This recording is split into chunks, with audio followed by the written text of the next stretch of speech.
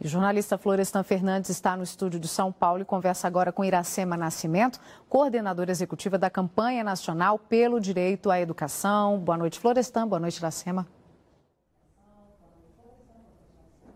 Boa noite, Catiúcha. Iracema Nascimento é também doutoranda da Universidade de São Paulo na área de educação. Iracema, a gente poderia começar a nossa conversa aqui falando da pergunta que a gente fez nas passagens de bloco. Quais são os grandes desafios para o professor hoje no Brasil? Boa noite, Florestan. Um prazer estar aqui na TV Brasil com você e com seus telespectadores.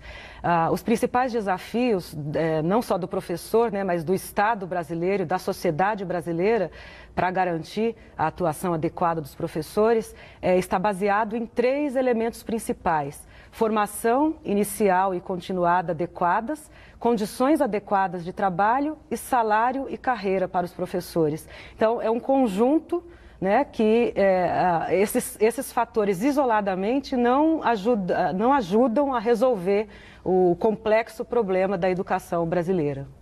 Você acha, então, que a questão dos salários poderia ser resolvida se fosse feita uma política de carreira para os professores dentro do Estado e do município? Certamente é preciso uma política de carreira, Hoje em dia o Brasil conquistou há alguns anos a lei do piso salarial nacional para os professores, que determina um valor abaixo do qual nenhum professor pode ter vencimentos abaixo desse valor, que hoje em dia é R$ 1.567, mas esse valor não pode ser um teto, Qualquer jovem que passa pela formação superior em qualquer área almeja um salário razoável, condizente com as suas responsabilidades e a responsabilidade do professor de formar as crianças e os jovens, de formar os cidadãos, é uma responsabilidade enorme. E uma pesquisa feita por um professor da Universidade de São Paulo, em Ribeirão Preto, o professor José Marcelino, com dados da PNAD, mostra que o salário médio dos docentes da educação básica é 38% menor do que o salário de outras profissões que exigem formação superior, Ou seja, então o professor muito desvalorizado. Comparando, por exemplo, com uma carreira militar ou da polícia, como é que fica? Fica abaixo de delegado, de cabo da PM, Fica abaixo dessas profissões, por exemplo, em termos de média. E você acha que nesse caso acaba havendo um refluxo dos bons profissionais na procura dessa carreira? Certamente, na procura dessa carreira, como eu disse, é normal que um jovem, sobretudo um jovem de classe média baixa ou de classe pobre, que custa muito para a família manter o seu filho no curso superior, seja na universidade pública, seja nos cursos privados, é normal que uma pessoa que passe pela formação superior espere uma remuneração condizente, enfim, que ele consiga sobreviver dignamente. Então, com certeza, é preciso do salário inicial atrativo, e uma carreira, porque não pode ser estanque, um piso que vira um teto e que você vai passar 20 anos na profissão ganhando muito pouco além daquele salário inicial. Isso vale para qualquer profissão. Com esse salário baixo, existe motivação para o professor trabalhar? Os professores estão preocupados também em, de uma certa maneira, entusiasmar os alunos para as matérias que eles estão dando aula? Eu acho que, de uma maneira geral, os cerca de 2 milhões de professores da educação básica no Brasil, eles trabalham em condições muito adversas, no seu dia a dia. Dados do censo escolar mostram condições objetivas de trabalho para os professores, ou seja, de aprendizagem para os alunos também, muito adversas. 47% das escolas da educação básica pública brasileira, por exemplo, não tem sala de professores. Isso são dados oficiais do MEC. Como que os professores vão ter um espaço ali reservado para o trabalho coletivo pedagógico, para o seu próprio descanso? 27%, apenas 27% tem biblioteca na escola. Então, a gente está falando de condições que são muito básicas e não são só condições para o trabalho do professor, condições para o ensino, são condições também para a aprendizagem dos alunos. Rapidamente, você acha que a proposta de federalizar a educação seria um caminho?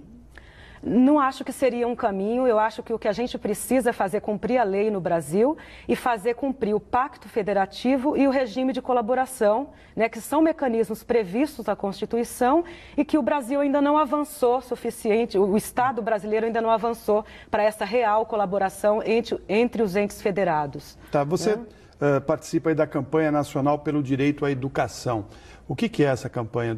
Qual é a proposta da campanha? Certo. A campanha é uma rede da sociedade civil, fundada em 1999, que reúne organizações não governamentais, sindicatos, fundações empresariais, movimentos sociais e que procura incidir politicamente, influenciar as políticas públicas brasileiras para que o direito à educação, que consta da lei no Brasil, né, é um direito da Constituição, garantido pela Constituição e por outras legislações, para que esse direito seja efetivado.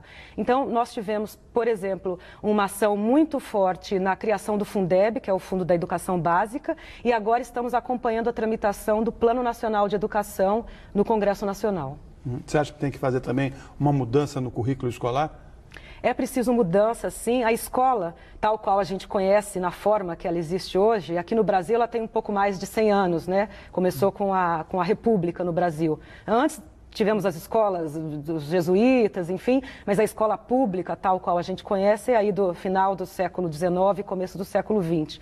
Então, ainda é uma escola, ainda é uma experiência muito nova. A educação pública brasileira, ela ainda está se inventando, né? Mas, ao mesmo tempo, é uma herança de 500 anos que vem da França e que a gente precisa ter coragem de mudar, de colocar o dedo na ferida, né? De fazer experiências realmente inovadoras que tenham tempo de maturação, né? Como... Inclusive pensando nas novas tecnologias e enfim, trazendo o jovem com mais vontade para o estudo, né? Exatamente. O professor precisa ter formação, né, e condições de trabalho para que ele possa cumprir o papel essencial dele, que é fazer o jovem, a criança, ter interesse pelo estudo.